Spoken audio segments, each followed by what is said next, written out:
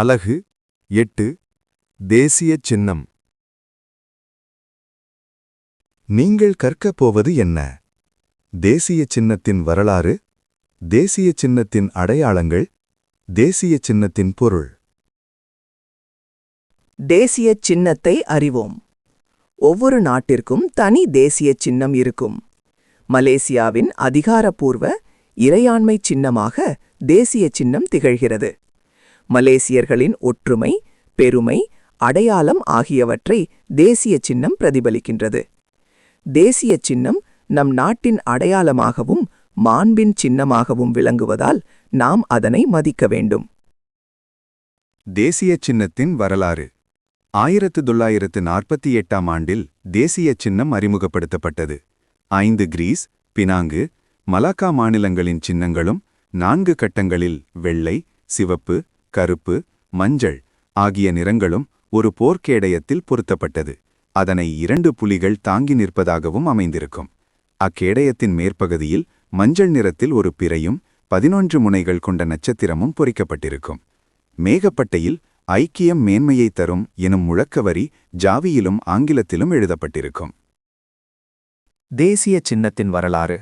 1963ஆம் ஆண்டு மலேசியாவின் தோற்றத்திற்கு பிறகு தேசிய சின்னம் மாற்றம் கண்டது.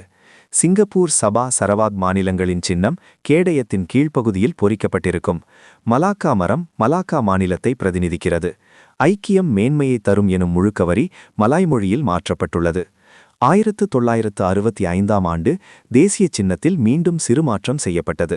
சிங்கப்பூர் சின்னத்திற்கு பதிலாக செம்பருத்தி வைக்கப்பட்டுள்ளது. தற்போது நாம் காணும் தேசிய சின்னத்தில் பினாங்கு மாநில சின்னம் சீர் செய்யப்பட்டது. 2 புலிகளின் தோற்றம் மிகவும் இயல்பான நிலையில் இருக்கும்படி மாற்றப்பட்டது. சபா, சரவாக் ஆகிய மாநிலங்களின் சின்னம் மாற்றம் கண்டது.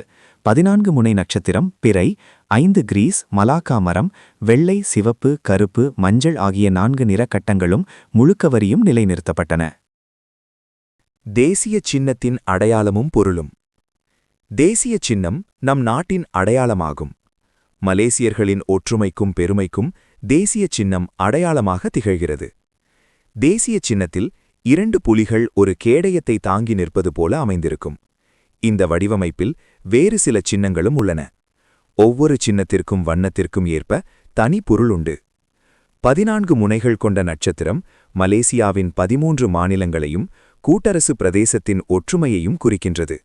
பிறகு நட்சத்திர சின்னங்கள் கூட்டரசு மலேசியாவின் சமயமான இஸ்லாத்தை குறிக்கிறது. வீரத்தின் அடையாளமாக 2 புலிகள். 5 கிறிஸ்கள் முன்பு ஐக்கியப்படாத மாலாய் மாநிலங்கள் என அறியப்பட்ட பெர்லிஸ், கெடா, கிளந்தான், திரங்கானு, ஜோகூர் ஆகிய மாநிலங்களை குறிக்கின்றன. கேடயத்தின் நடுவில் காணப்படும் 4 வண்ணங்கள் ஐக்கிய மாலாய் மாநிலங்களை குறிக்கின்றன. சிவப்பு, மஞ்சள் வண்ணம் சிலாங்கூர் மாநிலத்தையும், கருப்பு, வெள்ளை, மஞ்சள் வண்ணம் போர்ன் மாநிலத்தையும், சிவப்பு, கருப்பு, மஞ்சள் வண்ணம் பெடரல் செப்பட்டோரி மாநிலத்தையும் குறிக்கின்றன. தேசியத்தின் இடதுபுறத்தில் இருக்கும் பாக்கு மரம் பாலையும் பினாங்கிற்கு மாநிலத்தை குறிக்கிறது. தேசியத்தின் வலதுபுறத்தில் இருக்கும் மலாக்கா மரம் மலாக்கா மாநிலத்தை குறிக்கிறது.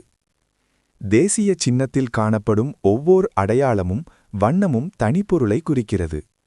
இந்த அடையாளமானது தேசிய சின்னத்தை தனித்துவமாகவும் பொருள் பொதிந்ததாகவும் காட்டுகிறது.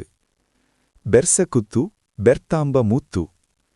சராவாக், சபா மாநில சின்னம் தேசியத்தில் பொறிக்கப்பட்டிருக்கும் அச்சின்னங்களின் நடுவில் உள்ள செம்பருத்தி நம் நாட்டின் தேசிய மலரை குறிக்கிறது.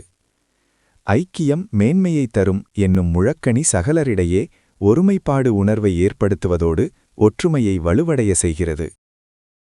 ஐக்கியம் மேன்மையை தரும். தேசிய சின்னத்தில் காணப்படும் முழுச்சுவரி ரோமன், ஜாவி ஆகிய எழுத்துகளில் எழுதப்பட்டிருக்கும். ஐக்கியம் மேன்மையை தரும் எனும் முழுச்சுவரி மலேசியர்களுக்கு பொருள் பொதிந்ததாக அமைந்துள்ளது. இந்த முழுச்சுவரியானது மேன்மகளும் வளமும் கொண்ட மலேசிய நாட்டை உருவாக்க மக்களிடையே ஒத்துழைப்பும் ஒருமைப்பாடும் அவசியம் என்பதை வலியுறுத்துகின்றது.